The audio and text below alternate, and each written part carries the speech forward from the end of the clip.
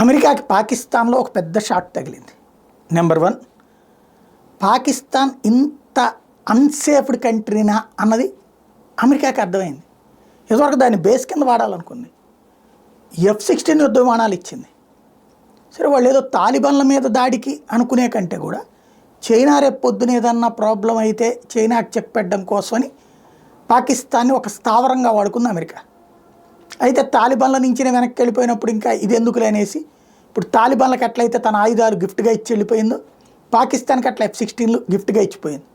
F-16 అంటే అత్యంత powerful అని ప్రపంచం అంతా ప్రచారం చేసుకుంటున్నటువంటి అమెరికాకి పాకిస్తాన్లో అది కూలటం, పాకిస్తాన్ వాళ్ళు వాడి దాన్ని కూల్చడం భారత్ చేతిలో రెండవసారి కావడం పరువు పోయినట్టయింది.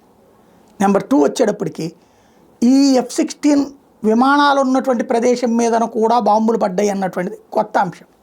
ఇప్పుడు అది విలవిల్లాడతా చెక్ చేసుకుంటుంది. అట్లాగే పాకిస్తాన్ అణుస్థావరాలకి పరోక్ష సహకారం ఇచ్చింది అమెరికా ఒకప్పుడు. భారత్ అణు సామర్థ్య దేశంగా ఉన్నప్పుడు అది రష్యా జట్టులో మనం ఉన్నామని రష్యా మనకు సహకరించిందన్న పేరుతో అమెరికా పాకిస్తాన్కి పరోక్ష సహకారం అందించింది. చైనా కూడా సహకారం అందించింది. దాంతోనే దాని దగ్గర అణ్వాయుధాలు తయారైంది. అవి ఏ కొండల్లో అయితే దాచిపెట్టిందో అక్కడ ఉన్న నర్గోడా దగ్గరనే కొట్టి వదిలిపెట్టింది భారత్. ఇప్పుడు అదొకటి అమెరికాకి షాకింగ్ పరిణామం అయింది. అమెరికా తన వ్యూహాత్మక భాగస్వామిగా పెట్టుకుందాం అనుకున్నటువంటి పాకిస్తాన్ అత్యంత వ్యూహాత్మక విఫల దేశం కిందన కనబడుతోంది.